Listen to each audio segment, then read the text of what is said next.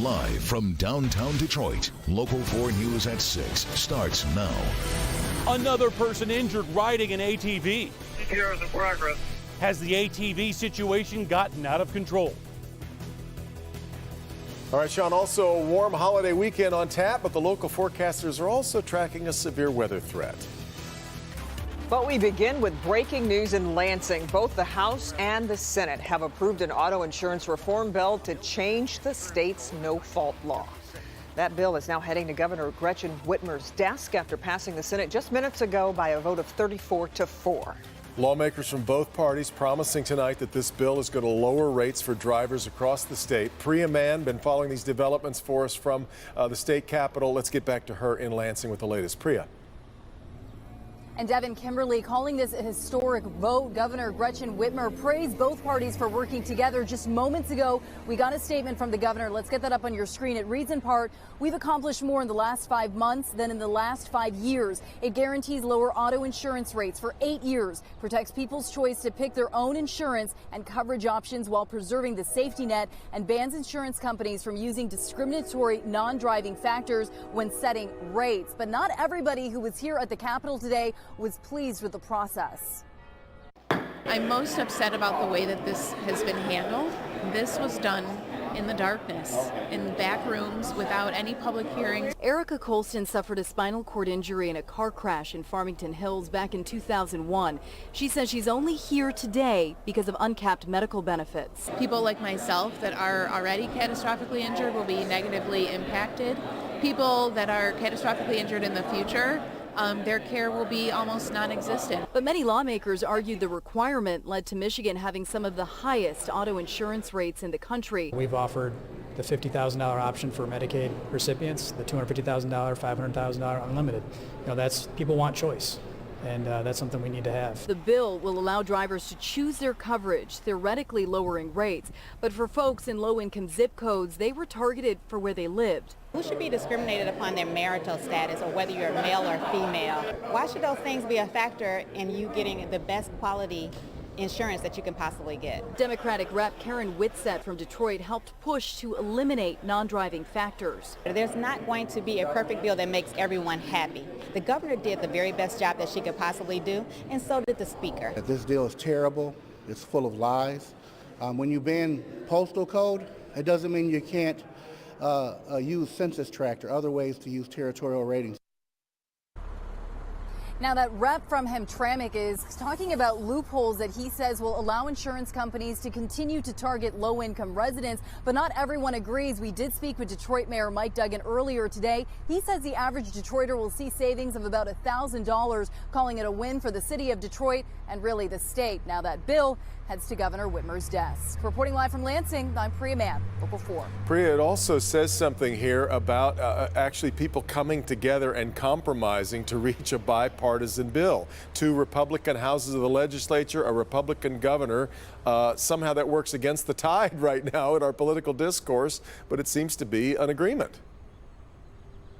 Yeah, that's right. And what was interesting is you actually saw more discord between the Democrats than you did between Republicans and Democrats. Both parties seem to agree on some core issues, but some Democrats did take issue with what Governor Whitmer ultimately decided. Yeah, great point. All right, we'll let you know when the governor signs it.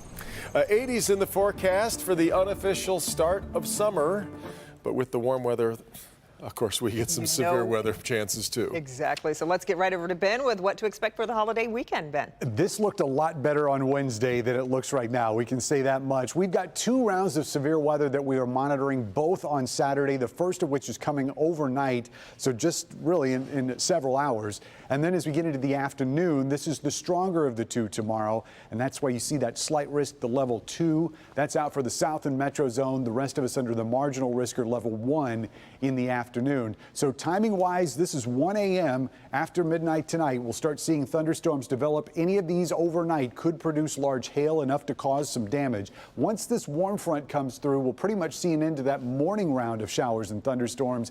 There may be a lingering shower, maybe a rumble out here as we get into the late morning and early afternoon, but really the severe stuff kicks back in about 3 o'clock. We'll see possibly some supercells develop, and then that will turn into a line of storms by 5 o'clock and then exit it by 7. We'll add the possible wind damage into that hail threat in the afternoon. Temperatures tonight generally in the 60s, couple early light showers. We'll talk more about the temperatures for your holiday weekend in just a few minutes. Devin?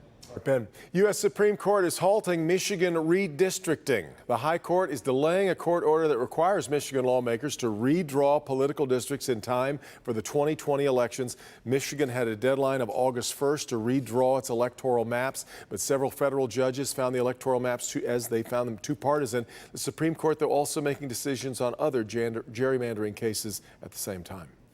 5 former Catholic priests are arrested in an ongoing investigation into sexual abuse, and 3 of them have ties to Metro Detroit. Those 3 priests once worked at parishes in Shelby Township, Westland, and Ann Arbor.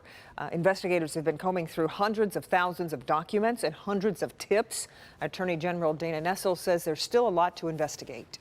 The materials I know that I have personally read, I have seen some things that are incredibly disturbing.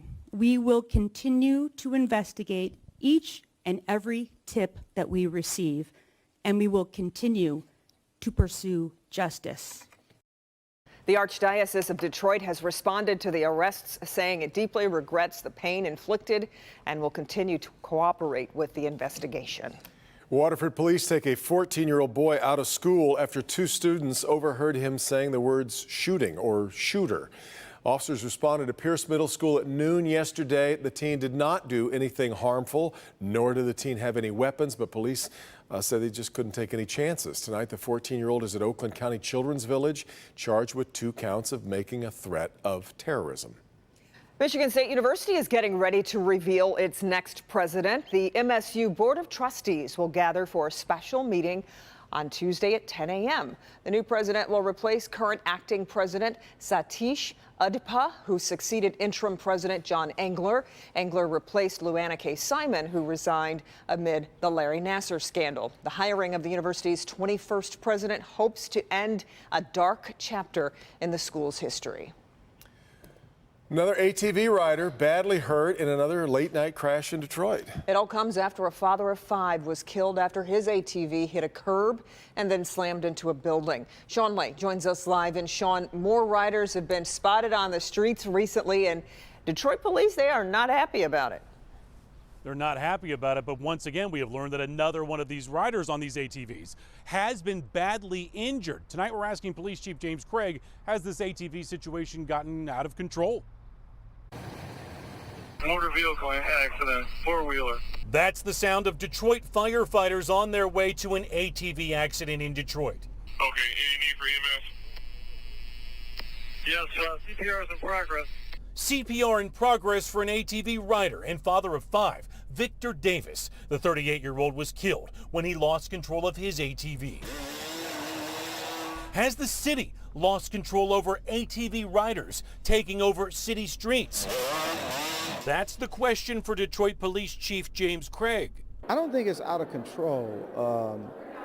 It's not acceptable. But many ATV riders continue to ignore police warnings. And last night, we've learned another rider was badly hurt, and Detroit Fire and EMS had to rush to respond. Reported as an accident involving an all-terrain vehicle. Police say they're cracking down and confiscating those ATVs. So how many have they seized so far?